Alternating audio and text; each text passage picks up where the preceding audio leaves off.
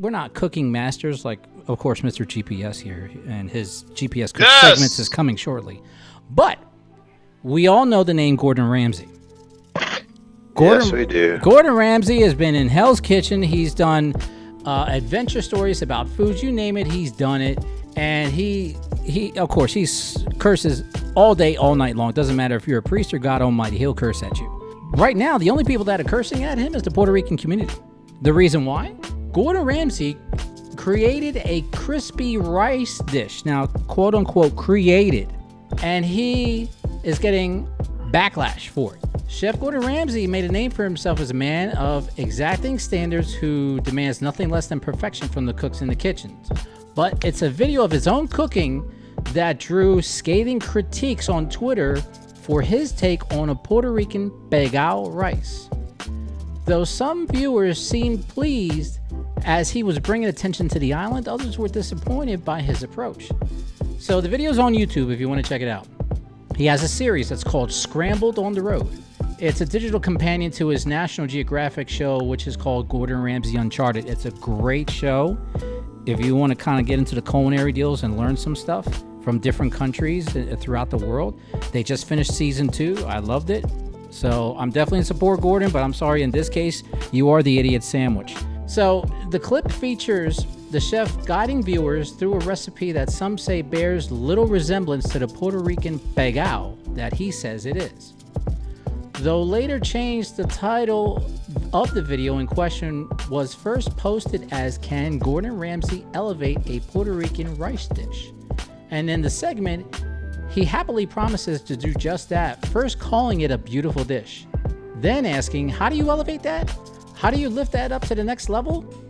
And for those of us whose cuisines are deemed ethnic or other, the other word elevate serves as a red flag.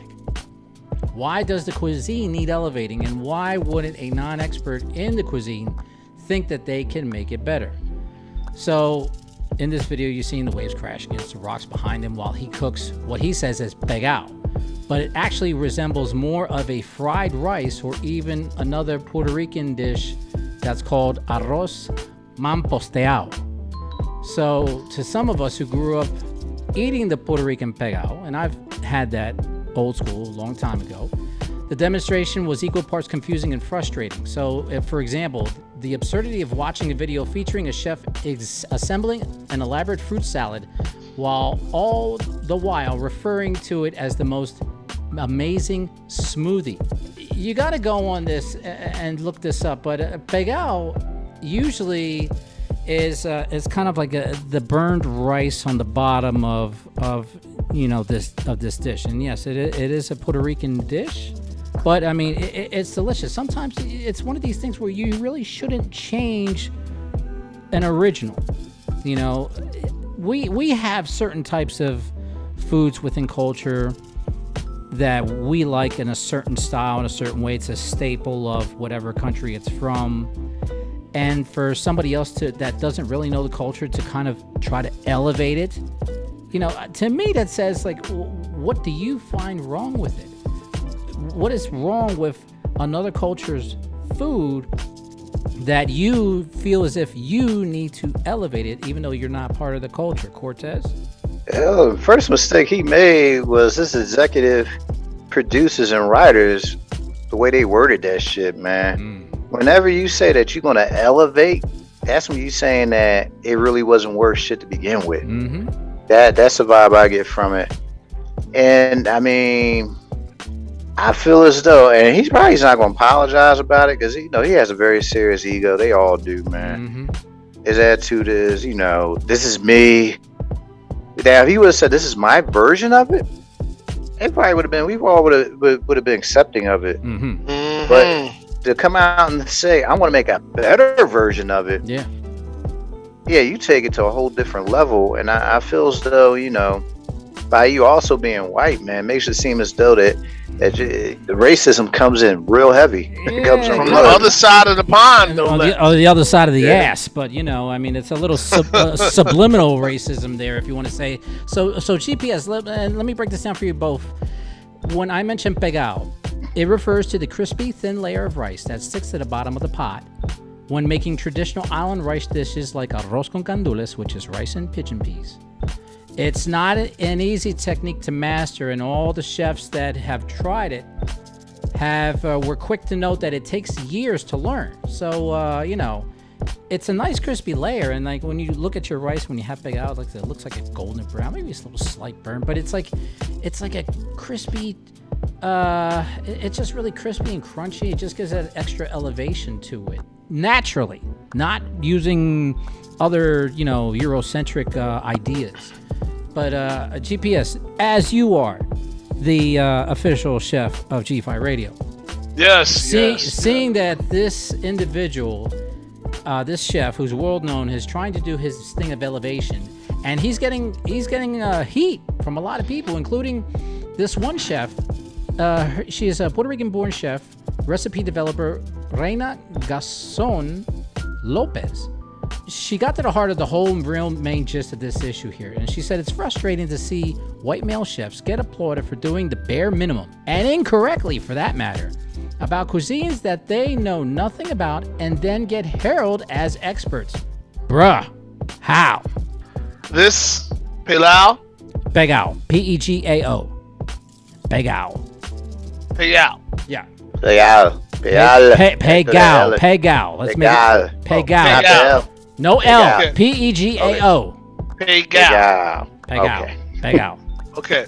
Pegao. Much like potato salad, macaroni and tuna salad, or tuna macaroni salad. Wait a minute. You said potato salad with raisins? I'm sorry. I just had to do it because I had raisins with me. And peas. Right. But see how we all cringe?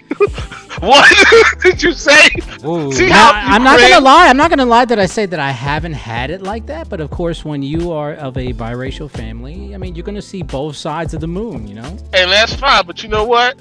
I'm guaranteeing you that if I walk down the street with a bowl of this potato salad with peas and carrots in it, and I offer it to different people as I walk down Woodland Avenue, or go to Crown Chicken, go to Crown Fried Chicken. I can guarantee you it is going to be a problem. Okay.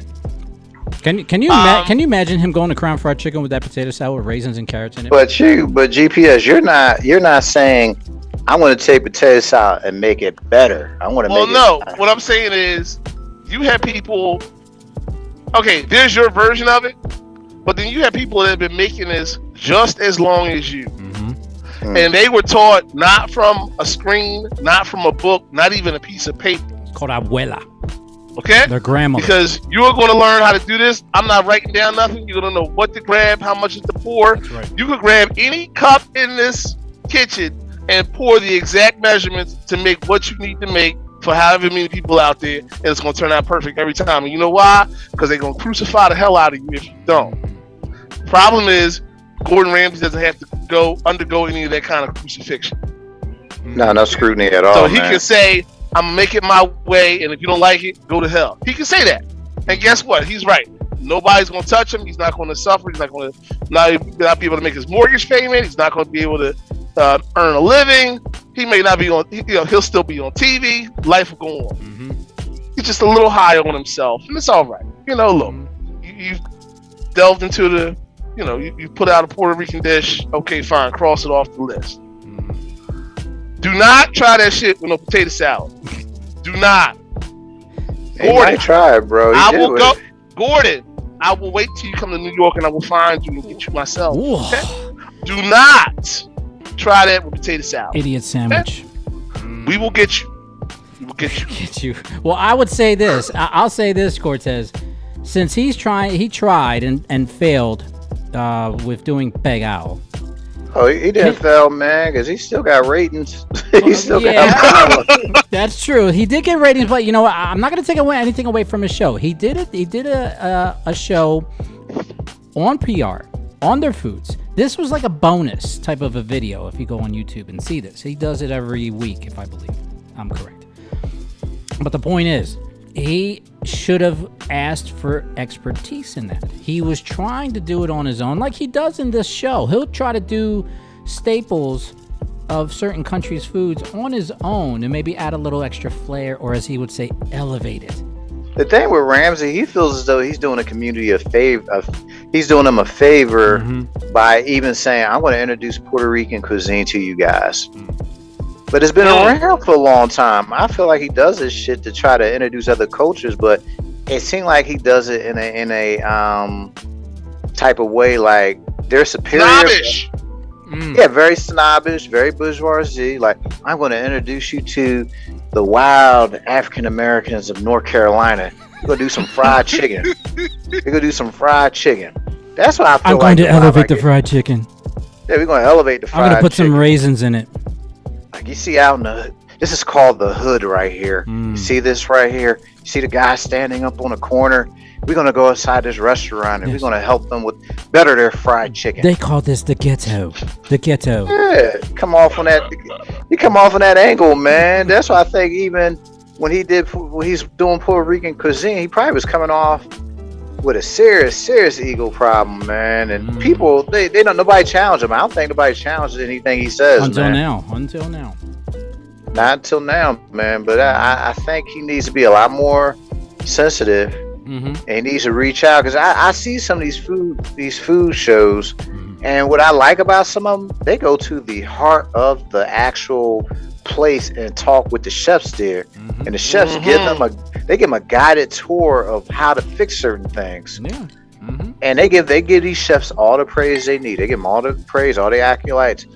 I don't see Ramsay doing that shit. Ramsay just gets up there, does his thing, man, and that's it. Now, in his defense, and his Gordon Ramsay's Uncharted, I've seen 2 seasons of it. He does go to these countries, and what he does in the end of his adventures for a week, he challenges a local chef to their cuisines in whatever country they're at. Why he gotta challenge him, man? That don't make no sense. Well, I guess he's trying to learn, but then he also is trying, I guess, elevate one of their local cooks that they have in whatever country they're in, and he'll go around, and you know he's got to make this dish, so he's got to find all the ingredients for it. He'll go to Joe here, he'll go to Sally here, he'll go to Rick over there. Okay, what can I get here? I need this type of food, I need this type of protein, I need this type of herb and spice, and then he'll bring it all together when he goes and challenges this local chef. And let me guess, who wins between him and the chef? Sometimes the chef usually can lose. He doesn't always win. Oh, he doesn't always win. The locals will will tell him sometimes, you're adding too much flavor. Just keep it simple. So if he went against like Big Mama, this is anybody's Big Mama. Oh no, that's why I was saying if they went up against Aunt Lois. No, he would have got smoked, man. But they probably would have said that. They probably been like, Ramsay wins because he is a international blah blah chef. But you can still get your ass whooped by somebody that doesn't have all these accolades, man. It's all about food. Is food, man. It's about food comes from the soul. Indeed. So I'm sorry, Gordon, but you shouldn't have done that to a Latino dish or to a dish of color. Because you couldn't put the color in the dish no matter how hard you tried. It just didn't work. So once again, you have to have the sandwich. It is a part of your legacy. Enjoy. And don't try to cook our shit again. Remember, Puerto Rico is nothing to fuck with either, man. That's right. You goddamn right about that. All my Puerto Rican folk out there, we got your back. We got y'all.